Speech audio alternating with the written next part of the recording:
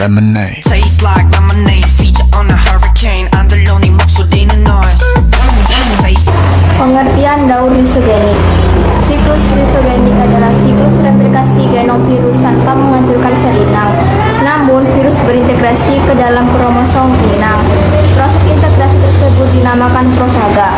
Istilah lisogenik berasal dari mekanisme profaga yang bisa menyiskan sel inang. Dikarenakan ada pemicu lingkungan seperti radiasi atau zat kimia tertentu. Pada fase ini, bakteri akan berubah dari siklus lisogenik ke siklus lisis. Tahapan daur lisogenik, yaitu adsorpsi, terjadi ketika virus menempel pada dinding sel inang. Penetrasi terjadi ketika virus memasukkan materi genetik ke dalam tubuh inang. Penggabungan terjadi ketika inang yang virus tempati cukup kuat, sehingga virus tidak bisa mengambil alih kendali. Hal ini membuat materi genetik dari virus akan bergabung dengan materi genetik inang dan membentuk profag. Pembelahan terjadi ketika sel inang membelah dan profag ikut membelah, sehingga setiap materi genetik sel inang mengandung profag. Siklus litik adalah siklus reproduksi atau replikasi genom virus yang menyebabkan kematian sel inang. Istilah litik mengacu pada pecahnya sel inang akibat infeksi bakteri atau virus. Virus yang hanya bisa bereplikasi melalui proses litik disebut dengan virus virulen. Tahap-tahap daur litik yaitu pertama, adsorpsi, penempelan virus pada inang.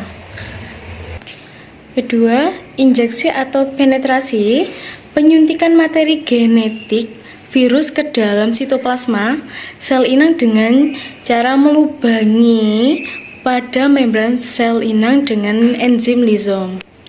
Ketiga, sintesis atau replikasi, pembentukan virus baru di sel inang. Keempat, perakitan, menyelubungi molekul-molekul protein yang sudah terbentuk dengan kapsid sehingga menjadi tubuh virus yang baru. Dan kelima, litik, penghancuran membran sel inang menggunakan enzim lisosom sehingga virus-virus dapat keluar dari inang tersebut. Perbedaan siklus litik dan siklus lisogenik. Fase yang tidak terdapat pada siklus litik adalah proses penggabungan DNA dengan kromosom inang. Selama siklus litik, gen virus dengan cepat mengubah sel inang menjadi pabrik untuk replikasi virus. Setelah melepaskan virus-virus baru, sel akan mengalami lisis. Sedangkan pada siklus lisogenik, DNA virus masuk ke dalam sel inang. Kemudian terjadi replikasi bersama-sama dengan kromosom inang. Pada siklus ini tidak terjadi lisis sel inang, namun sel bisa memasuki siklus litik jika ada rangsang dari luar.